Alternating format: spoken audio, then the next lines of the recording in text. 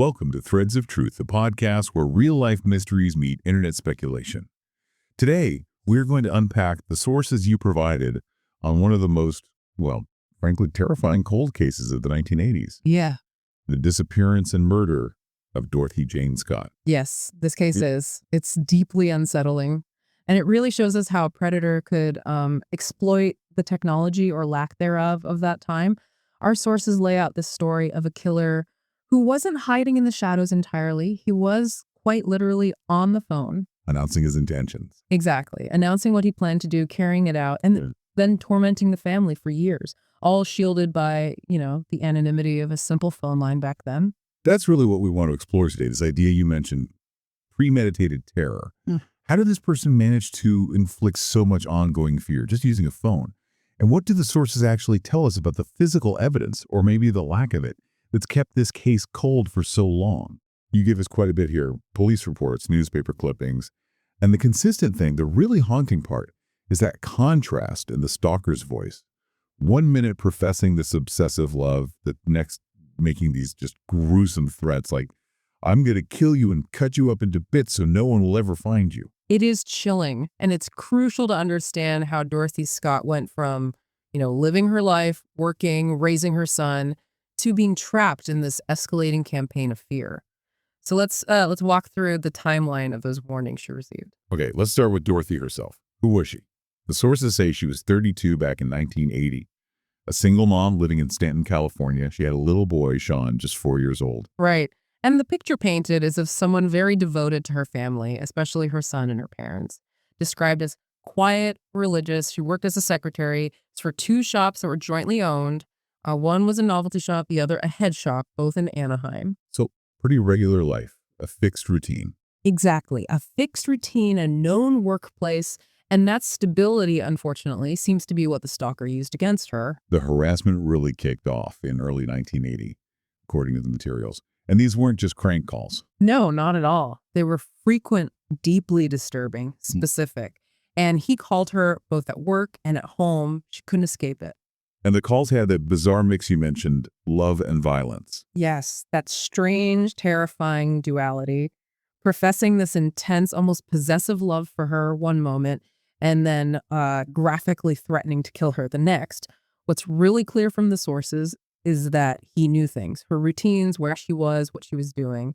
This wasn't random. He was watching her. That's terrifying. The sources say she got, understandably, very disturbed, started changing her patterns. She did, trying to shake him off, but the calls just kept coming. And then it escalated. It went beyond just phone calls. The dead rose. The dead rose. That's a pivotal moment in the reports. He called her, told her to look outside at her car, and there it was, a single dead red rose on the windshield.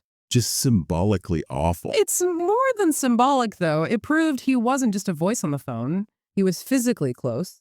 He could get to her car, her personal space, without being seen. The threat just became intensely real, physical. And her reaction shows how real she knew it was. She didn't just ignore it. She started taking steps to protect herself. Absolutely. The fear was palpable, according to the accounts. She enrolled in karate classes. She was even looking into buying a handgun. Wow. So she really felt hunted. She did. She wasn't just worried anymore. She was actively preparing for a confrontation, preparing to defend herself. Okay, let's shift to the night she disappeared.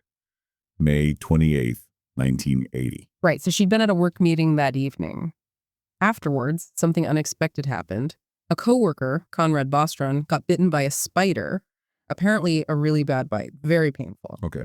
And Dorothy, being helpful, insisted on driving him and another coworker, Pam Head, to the hospital. They went to the UC Irvine Medical Center.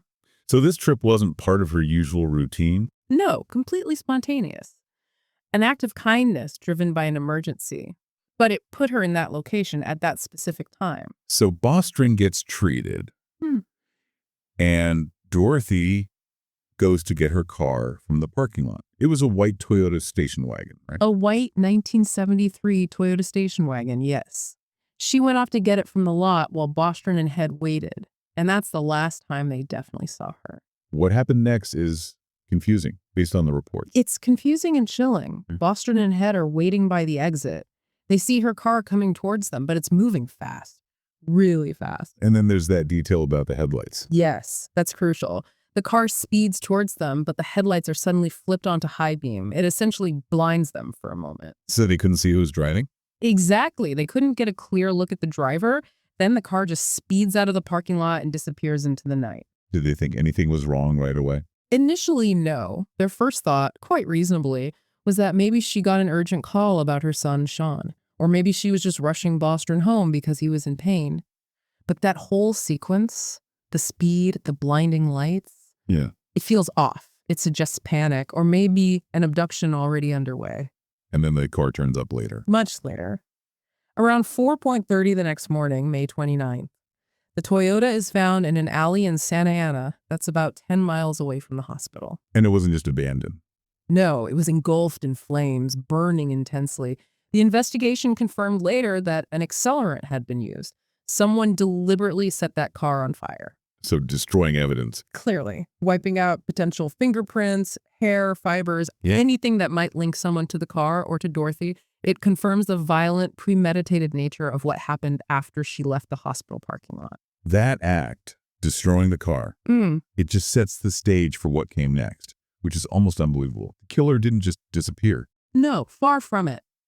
If destroying the car was about removing physical traces, the phone calls that followed were about, well, psychological warfare. He inserted himself directly into the aftermath. Almost immediately, too. The sources mention a newspaper article. In the Orange County Register. That's right. The Register ran a story about Dorothy being missing, and the killer's response was just brazen. What did he do? Sometime in June 1980, just weeks after she vanished, an unidentified man called the newspaper office, and he essentially confessed. He confessed to the newspaper? Yes. He said, and this is a direct quote from the sources, "I killed her. I killed Dorothy Scott. She was my love. I caught her cheating with another man." He was claiming credit, taking ownership. Wow. That need for control, for attention, it's staggering. And that same need seems to define the next 4 years for Dorothy's parents, Vera and Jacob Scott. It does. This is maybe the most cruel part of the whole case. Vera Scott, Dorothy's mother, started getting phone calls from the same man, often, almost every Wednesday afternoon. For 4 years. Imagine that. Every Wednesday for 4 years, knowing the man who likely killed your daughter might call you. What? What did he say in those calls? It varied, but it was always designed to torment. Sometimes simple, awful questions like, "Is Dorothy there?" or "Have they found her yet?" Other times he'd just repeat that he'd killed her. My God. That's sustained psychological torture. It absolutely is. Every time the phone rang on a Wednesday, a fresh wave of terror and grief for Vera Scott. He was using the phone as a weapon to keep terrorizing the family. It's like ongoing psychological abuse. And the police knew about these calls. They must have been trying to trace them. Oh, definitely. They were aware, they were trying. But this is where the 1980s technology really failed them and, frankly, protected the killer. How so? No caller ID back then, obviously. Right. No caller ID. Tracing a call was a clunky manual process. The police would get the report, contact the phone company, the central office. Technicians there would have to physically set up a trace on Vera's line, often involving manual switching equipment. Which took time. It took critical time. For the trace to work, the caller usually had to stay on the line for, say, 40 seconds, maybe longer. Enough time for the analog switches and manual traps to pinpoint where the call was coming from. And the caller knew this. He seemed to know exactly this. The reports mention countless failed trace attempts. He'd make his quick, cruel remark, then hang up. Just before that window closed, he was disciplined. He understood the system's limitations perfectly. So if they couldn't trace the calls back to a location, how did investigators connect this caller, the one tormenting Vera, back to the original stalker and the killer? How did they know it wasn't just some horrible hoaxer? That's the key connection. It wasn't just generic taunts. In those calls to Vera Scott, the man revealed specific details about Dorothy, details that had never been released publicly. Things only someone intimately involved would know. Like what? The most significant example the sources cite is his knowledge about a specific item of clothing Dorothy had changed into on the night she disappeared. Something minor, maybe, but totally private information. Something only the killer would know. Precisely. That detail convinced investigators. The man calling the newspaper, the man calling Vera Scott every Wednesday. It was the same person. It was the killer, continuing his campaign, enjoying the power. This 4-year ordeal of calls, it eventually overlaps with the discovery of Dorothy's remains, right? Yeah. In 1984. Yes. On August 6th, 1984, some construction workers were out near Santa Ana Canyon Road. It's miles from where the car was found burned. They discovered skeletal remains. And they were identified as Dorothy. Yes, dental records confirmed it was Dorothy Scott. There were also dog bones found nearby, strangely enough. The significance of that was never clear. And they found personal items with her. They did. Very poignant items. A turquoise ring she was known to wear, and critically important, a wristwatch. And the watch, it had stopped. It had stopped at 12:30 a.m. 12:30 a.m. Oh. Okay, so let's think about the timeline. She was last seen driving away from the hospital sometime after 9 p.m. on May 28th. What does 12:30 a.m. tell us? It gives us this chilling, almost literal timestamp. It suggests that the moment of death, or at least the moment that stopped the watch, was around 3, maybe 3.5 hours after she was likely abducted from the hospital. So he didn't kill her right away in the parking lot. It seems not. It implies he drove her somewhere, kept her captive for some hours before the end came around 12:30 a.m. on what would now be May 29th. Whether the watch broke in a struggle or stopped for other reasons related to her death, it pins a specific moment in time. But even with finding her and finding the watch, determining how she died was still a problem. A major problem. The official cause of death was ruled undetermined. The remains were skeletal, which already limits things. But crucially, the area where she was found had been swept by a big bushfire back in 1982. Oh, wow. Yeah. That fire likely destroyed any remaining soft tissue, any evidence of, say, strangulation or stabbing or gunshot wounds. So the killer deliberately destroyed the car, and then years later, nature unintentionally helped erase the evidence on her body. Making a prosecution based on cause of death basically impossible. Exactly. The physical trail went cold in multiple ways. Okay, so with the physical evidence being so limited, the focus really has to stay on the caller, the stalker. Yeah. You mentioned there were a few main theories swirling around. Let's unpack those based on the sources. Right. Theory A, which seems to be the one investigators lean towards most heavily, is pretty straightforward. The stalker was the killer. And the evidence for that is mostly behavioral? Mostly behavioral, but very compelling. You have the consistent threats leading up to the disappearance, that escalation with the dead rose, then him immediately calling the newspaper to take credit. And crucially, the 4 years of calls to Vera revealing those non-public details. It all points to one person orchestrating the entire thing, from stalking to murder to the prolonged torment. It feels planned. Didn't Dorothy only vaguely recognize the voice? Yes. That seems to be the main sticking point for Theory A, right? It opens the door for Theory B. That's the complication, yes. If he was a total stranger, why the vague familiarity? Theory B suggests maybe it was a coworker or some other acquaintance, someone who knew her schedule. Someone who might have known she was going to the hospital that night. Exactly. That spider bite incident, the trip to UC Irvine, was spontaneous. How did the killer know to be there or intercept her there, unless they had some inside track, maybe someone from her workplace or someone who overheard something? So Theory B suggests someone closer to her life. Potentially. Someone who knew her routine, knew about the hospital trip. Maybe they disguised their voice enough that she couldn't place it definitively, just felt it was vaguely familiar. It creates this tension, doesn't it? The specific knowledge points to someone close, but the voice recognition, or lack of it, points away. It does. And that's likely where the investigation hit a wall. Was he inside her circle or outside? If he was a coworker, why hide so completely? If a stranger, how did he know about the spider bite? But the sources suggest investigators still favored Theory A. Overwhelmingly, yes. Because those non-public details shared in the calls to Vera are such strong evidence. That specific knowledge seems to trump the ambiguity of the voice recognition. It ties the caller, the stalker, and the killer together. Okay. And then just quickly, Theory C, the idea that maybe the calls to Vera, especially after so long, could have been a copycat, a cruel hoaxer. It's something you have to consider, especially when a case gets media attention. Could someone else have picked up the harassment? But investigators largely dismiss this. Why? Again, it comes back to that non-public information, particularly the detail about the clothing change. A random hoaxer wouldn't know that. That detail links the voice tormenting Vera directly back to the person involved in Dorothy's final hours. It solidifies the idea that it was the killer all along. Let's zoom out a bit. This case really is a product of its time, isn't it? The 1980s. The technology or the lack of it. Absolutely. The killer operated with such confidence, such audacity, precisely because he knew the limitations of the era. His weapon, the telephone, was also his shield. He knew they couldn't easily trace him. He knew. He could call the newspaper. He could call Vera Scott week after week, understanding those critical time delays in the phone company's tracing process. He had technical impunity, and he exploited it fully. It's kind of mind-boggling to think how differently this might play out today. No, completely different.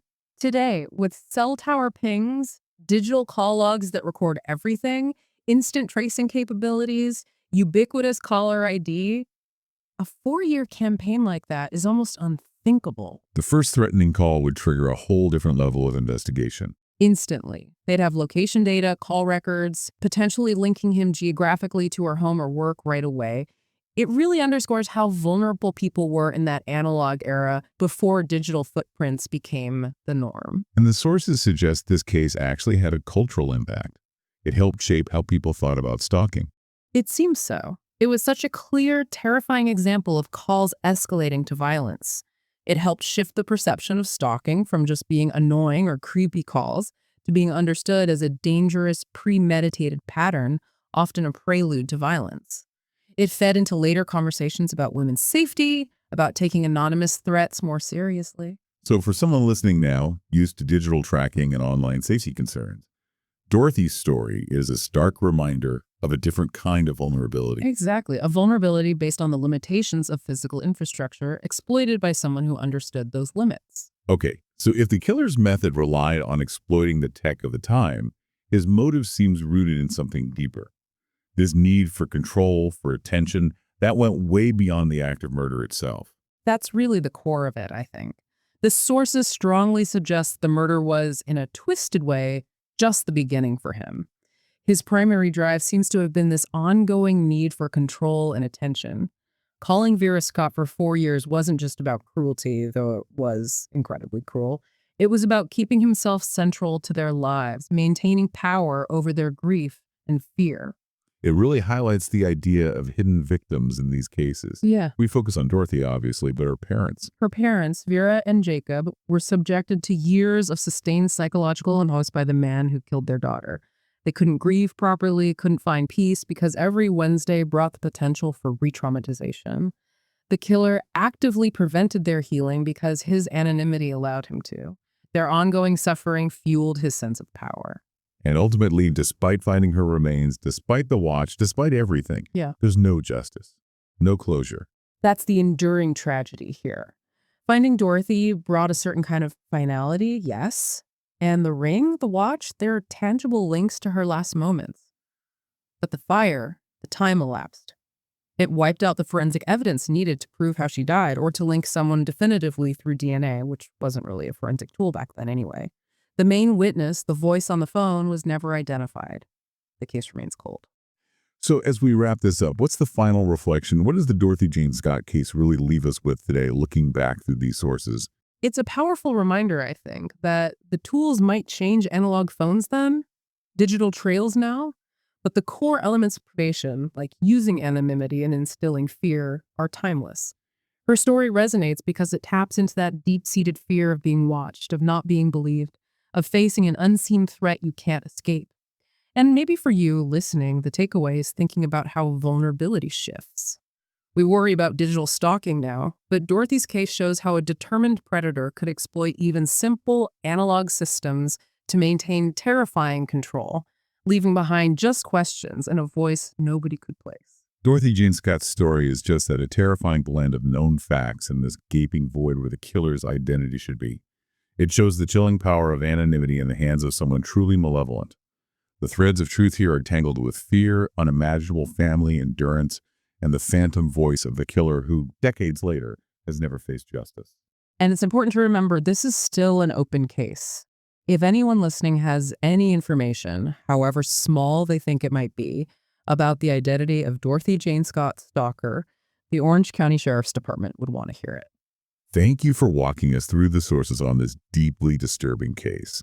Join us next time on Threads of Truth, where we explore the chilling disappearance of Johnny Gosh the Paperboy, who never came home.